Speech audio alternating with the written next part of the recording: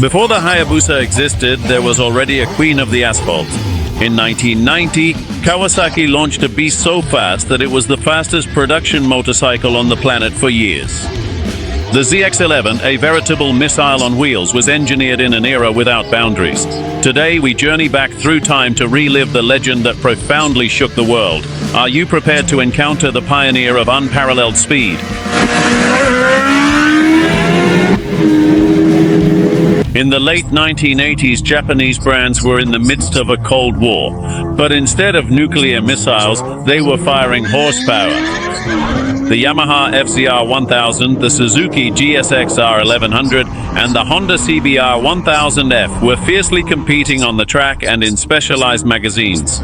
They all wanted the title of the fastest motorcycle in the world. While those brands were in a strategic chess match, Kawasaki took a sledgehammer and split the board in half. In 1990, the green brand launched the Kawasaki ZZR1100, known in the US as the ZX11. And it was not merely a straightforward evolution. It was, in fact, a direct declaration of war. It boasted a 1052 cubic centimeter engine, inline 4 cylinders, double overhead camshafts, and liquid cooling.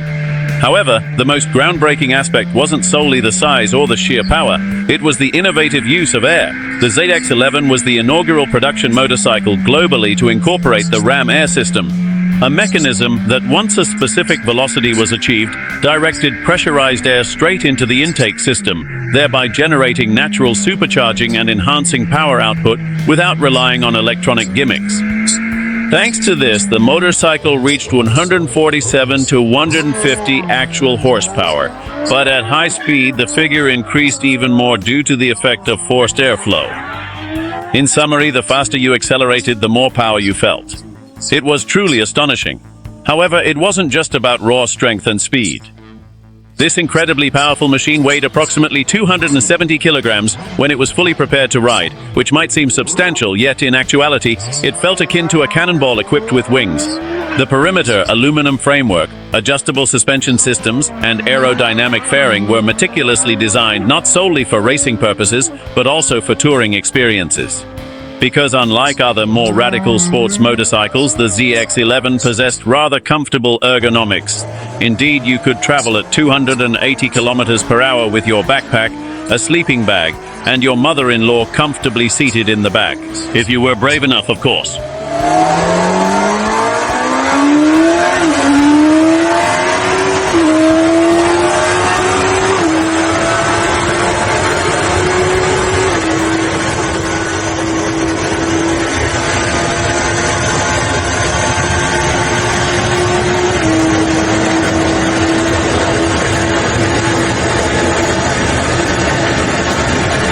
In the year 1990, the Kawasaki ZZR shattered all existing records. It achieved an authentic velocity of 280 kilometers per hour, precisely measured, without any deceptive speedometers or advantageous tailwinds. In a world where sport motorcycles rarely reach speeds nearing 250 kilometers per hour, the ZX11 emerged and elevated the benchmark to the stratosphere. For an impressive duration of 6 consecutive years, extending from 1990 to 1996, no other manufacturer succeeded in dethroning it. It was the fastest production motorcycle on the planet, and it did so with style. It wasn't a razor for circuits, it was an arrow for highways.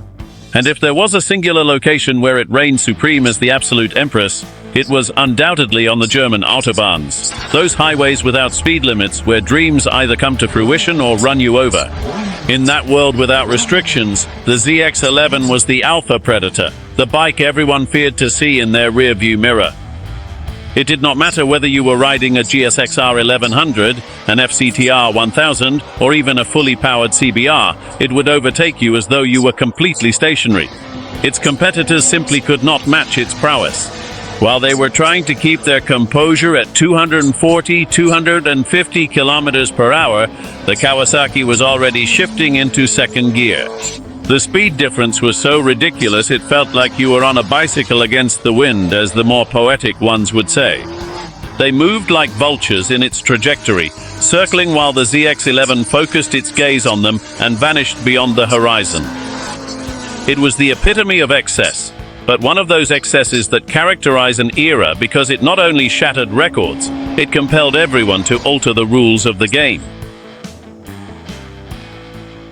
Despite being an absolute beast of velocity in a straight line, the ZX11 was not a motorcycle that pardoned a stable mistake at 300 kilometers per hour, a speed that seemed as if it were straight out of a science fiction movie back in those days.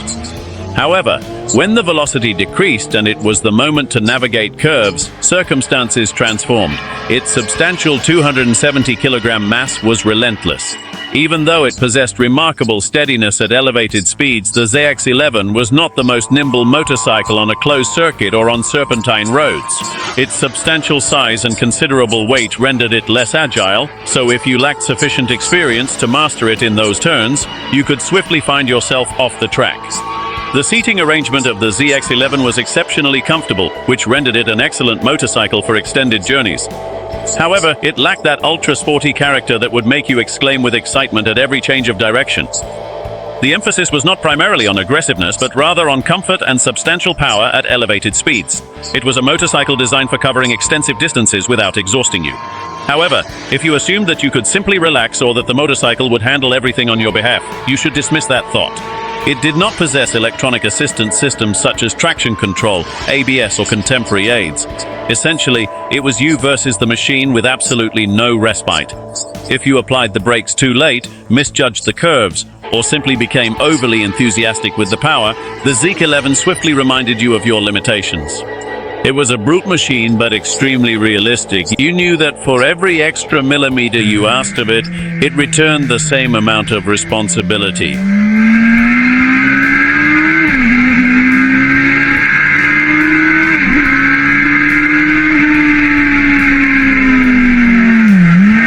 Throughout its production period, the ZX11 underwent a series of significant technical enhancements that, without compromising its core essence, refined it as if Kawasaki was subtly conveying, indeed, it is a formidable beast, yet a beast with refined manners. On one hand, the suspension was meticulously tuned with precise adjustments in compression and rebound, significantly enhancing stability during intense braking and extended curves where it previously felt somewhat bouncy. The braking system also underwent an evolution with more efficient calipers and ventilated discs that were better equipped to withstand the intense punishment of braking at speeds exceeding 250 kilometers per hour, a feat no human should attempt, yet everyone was eager to experience nonetheless. The engine, while still retaining its 1052 cubic centimeters, was internally refined to deliver power with greater efficiency and to manage temperatures more effectively, especially during extended periods of use.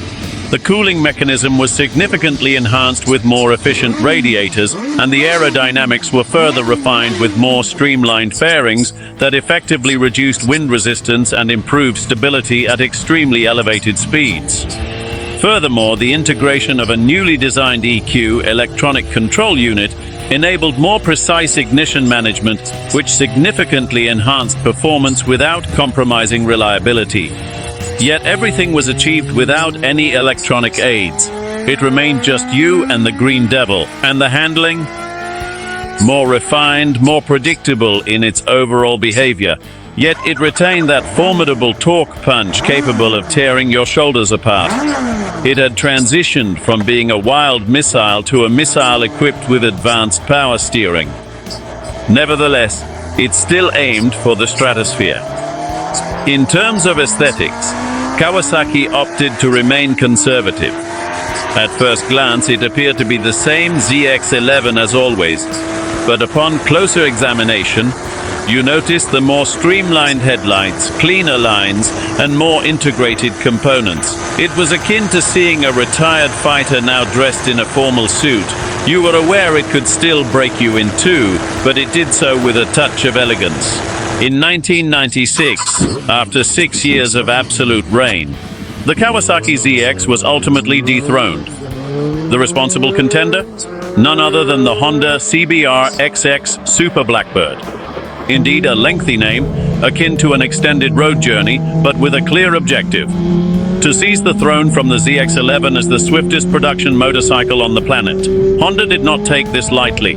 1,837 cubic centimeters engine, increased power, superior aerodynamics and mechanical smoothness that appeared almost like extraterrestrial engineering. It was more stable, more precise and more refined. Faster? Yes, barely, but in that war of milliseconds, 1 more kilometer per hour already sent you to Olympus. But this was just beginning in 1999, when the Suzuki Hayabusa entered the scene. And that's when the total war of the hypersport exploded.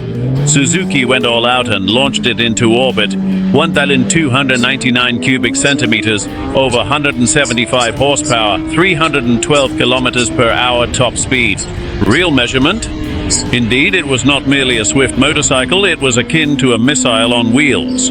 A formidable beast that seemed to declare, records exist to be shattered and to shatter you if you're unprepared. Naturally, this instilled fear in governments, insurers and mothers across a significant portion of the planet. Consequently, in the year 2000, as the pressure intensified, manufacturers reached an informal consensus to electronically cap the speed of production motorcycles at 299 kilometers per hour, a sort of gentleman's agreement among the daring. However, it was the Kawasaki ZX11 that initially ignited the fuse of this frenzy.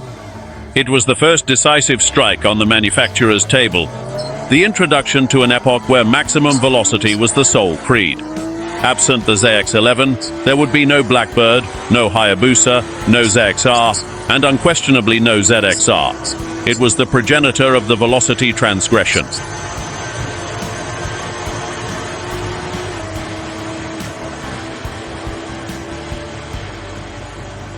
The ZX11 not only broke records, it changed the rules of the game. It was more than a fast bike, it was the turning point between speed and the impossible. Until that moment, the questions were, how fast does it accelerate? How fast does it go? However, following the ZX11, the world needed to pose different inquiries. To what extent can we exert control? How much are we willing to dare and challenge? Because the ZX11 was certainly not designed for everyone. It was a declaration of intent, a machine that communicated, I am not here to simply please, I am here to soar. And it accomplished this without seeking any permission, without traction control, none, absolutely no electronic safety aids. It was you against physics, and physics often lost.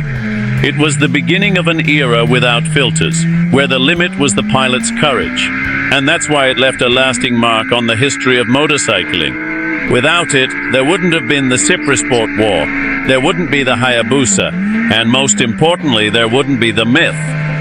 Today, observing a ZX11 cruising down the street is akin to witnessing a military jet making a landing in a supermarket. It simply does not belong. However, you cannot resist the urge to turn your head and gaze at it intently. And that motorcycle originates from a different era, another galaxy entirely. It's a historical artifact on wheels, a reminder of a time when brands aspired to shatter all boundaries. And we imagined the chance of mastering them.